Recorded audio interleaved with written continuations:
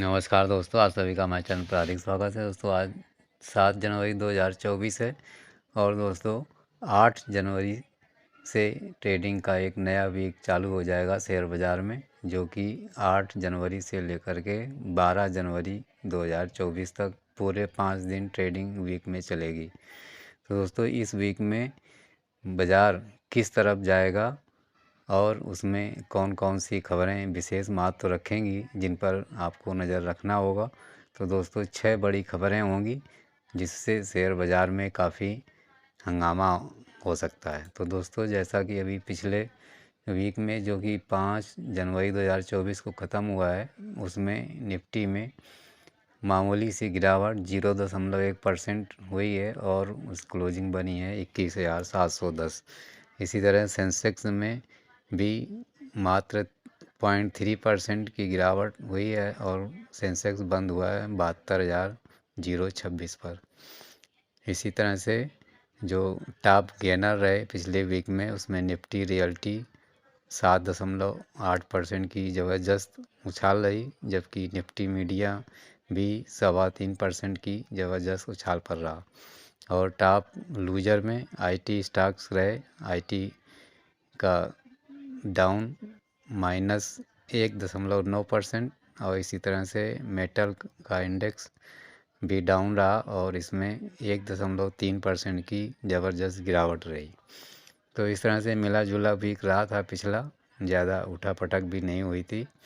तो अब जो नेक्स्ट वीक चालू होगा 8 जनवरी से, उसमें क्या उठा पटक होगी, तो उसके लिए हम लोग समझ लेते हैं खबरों का सिलसिला।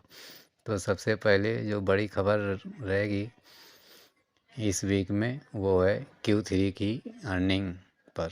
तो दोस्तों इस सप्ताह से कई बड़ी बड़ी कंपनियों के क्वार्टरली रिजल्ट्स आने शुरू हो जाएंगे, जो कि Q3 के रिजल्ट्स होंगे फाइनेंशियल ईयर 24 में, और ये 31 दिसंबर 2023 की एंडिंग के रिजल्ट्स होंगे।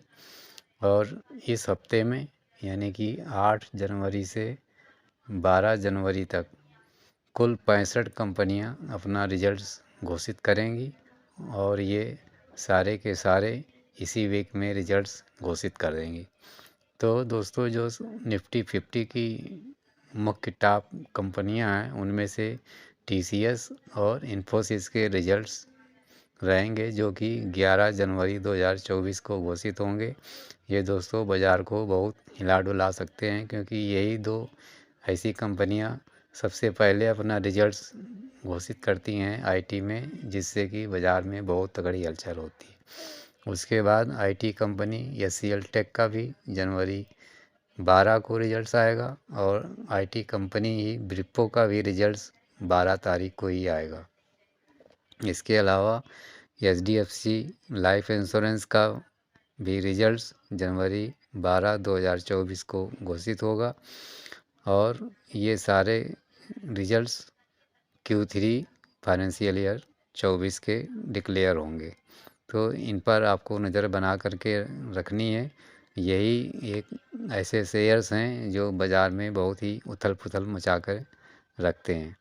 तो दोस्तों इलेरा सिक्योरिटीज़ के एनालिस्ट ने इस समय बोला हुआ है कि आईटी फर्म्स में जो ये रिजल्ट्स आएंगे वो एवरेज कांस्टेंट करेंसी CC के ग्रोथ 1.4 से 1.6% पर डॉलर के टर्म्स में हो सकते हैं, यानी कि काफ़ी प्रेशर में इनका रेवेन्यू और प्रॉफिट रह सकता है, जिसको कि हम लोगों को ध्यान में रखना होगा।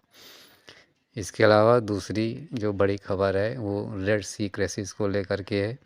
तो दोस्तों जैसा कि रेड क्राइसिस में अभी उसके सॉल्व होने की संभावना नज़र नहीं आ रही है और हौती रिबल्स कंटिन्यू अटैक कर रहे हैं कमर्शियल शिपों पर, जिससे कि रेड सी में इस समय ज़बरदस्त उठापटक चल रही है और उधर इजराइल और हमास का तो अभी भी आपस में कॉन्फ्लिक्ट चल ही रहा है। तो दोस्तों शिपिंग गिगांट इस रेड सी क्राइसिस के मामले में मार्क्स का कहना है कि वो अपने सभी वेसल्स को वहाँ से डाइवर्ट करके दूसरे रास्ते से आगे फ्यूचर्स में चलाएंगे। ये सारी सूचना उन्होंने अपने कस्टमर्स को दे रखी है, जिससे कि काफ़ी डिस्टरबेंस हो सकता है। साथ ही ये भी कहा गया है कि रेड सी की क्राइसिस से जो भी ट्रेड में इम्पैक्ट होंगे वो काफ़ी ज़बरदस्त हो सकते हैं और शिपिंग कास्ट लगभग 60% तक ज़्यादा बढ़ सकती है और इंश्योरेंस प्रीमियम भी 20% अधिक बढ़ सकता है। ये भारत के लिए काफ़ी कष्टदायक खबर हो सकती है।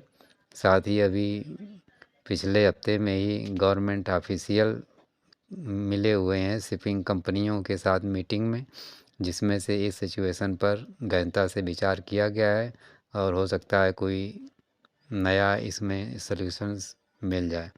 तो ये रेड सी क्राइसिस सभी देशों के लिए काफ़ी महत्वपूर्ण है और इसको सॉल्व होना चाहिए, अन्यथा जो कमर्शियल्स इफ़ेक्ट है वो सभी देशों पर ज़बरदस्त पड़ेगा।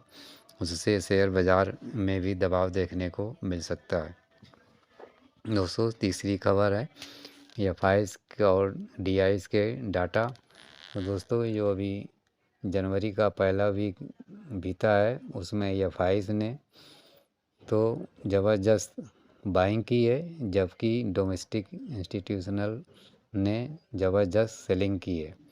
दोस्तों एक तरफ एफआईएस बाइंग कर रहे हैं तो हमारे डीआईएस सेलिंग कर रहे हैं। आप देखिएगा डाटा एफआईएस ने अभी जो वर्ष 2024 का फर्स्ट वीक रहा है उसमें 3,290 करोड़ की बाइंग की है, जबकि डीआईएस ने इससे लगभग डबल माल को निकाल दिया 7,296 करोड़ का।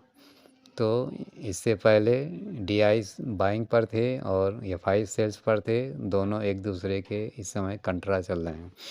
इसी संबंध में chief investment strategies Geojit financial services के डॉक्टर वीके विजय कुमार ने कहा है कि एफपीआई का इनफ्लो अभी इस वर्ष 2024 में लगातार बना रहेगा और हर महीने 2024 में ये प्रगति आगे आपको और देखने को मिलती रहेगी, क्योंकि अभी इंडिया में जनरल इलेक्शंस होने हैं।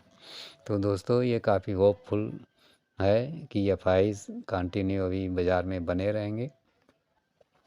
दोस्तों चौथी खबर है आईपीओ को लेकर के। दोस्तों इस वीक में 9 जनवरी 2024 को इनिशियल पब्लिक ऑफर यानी कि आईपीओ आ रहा है ज़बरदस्त कंपनी का, जिसका नाम है ज्योति सीएनसी ऑटोमेशन। और इसके आने के साथ साथ 2 एसएमई इशूज़ भी इसी हफ्ते में प्राइमरी मार्केट में अपनी दमदारी दिखाएंगे।